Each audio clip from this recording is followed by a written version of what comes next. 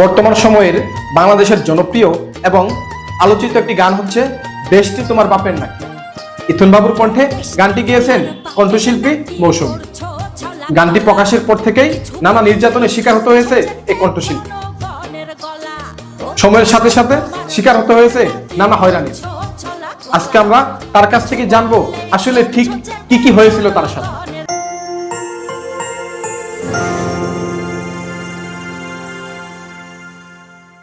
করার পর যতটা আমাদের হামলা বা হুমকির সম্মুখীন হতে হয়েছিল সেটাও কম কিছু ছিল না।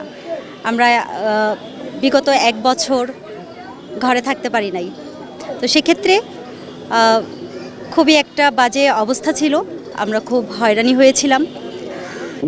তো ওই দিক থেকে চিন্তা করলে এখন আমরা সবাই স্বৈরাচার মুক্ত বাংলাদেশ পেয়েছি, এটা আমাদের কাছে অনেক বড় পাওয়া। শেষ 2 মাস পুরোটাই ছিল একদম কি বলবো, পালিয়ে, যেটাকে বলে বাড়িতে ছিলাম না, পালিয়ে পালিয়ে বেড়াতে হয়েছিল আমাদের। আর সেক্ষেত্রে খাওয়া নাওয়া এগুলো তো কোনো মানে ঠিক নিয়মতান্ত্রিক ছিল না। সব কিছু মিলিয়ে আমরা খুবই অস্বস্তিকর ছিলাম এবং খুবই হয়রানি ছিলাম, মানসিকভাবে শারীরিকভাবে সব কিছু মিলিয়ে জাস্ট বিপর্যয়। ভারতও এই গানটা নিয়ে নির্বাচনের সময় যথেষ্ট ভূমিকা রাখছিল এই গানটি।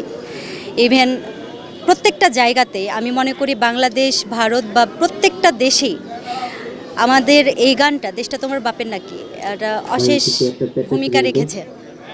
ইভেন এটা দল বল নির্বিশেষে সবার জন্যই উপযুক্ত আমি মনে করি।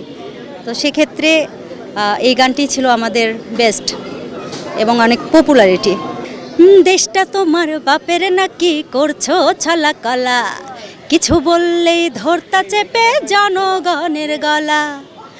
মনে রেখো যুদ্ধ করে রক্ত দিয়ে দেশ পেয়েছি, দেশ দেশ দেশ বাঁচাতে রক্ত দিতে রাজি আছি।